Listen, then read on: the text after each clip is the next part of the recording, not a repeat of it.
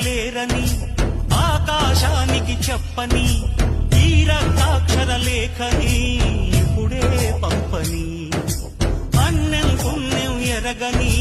మా సీమకిరా రమ్మని ఆహ్వానం అందించని వెలిసే చూపుని తొలగింది ముప్పు అని నీలి మప్పు మనసారా నవ్వని చిరుజల్లు ముంపు మన ముంగిలంత ముత్యాలే చల్లని ఆశాసు గంధమై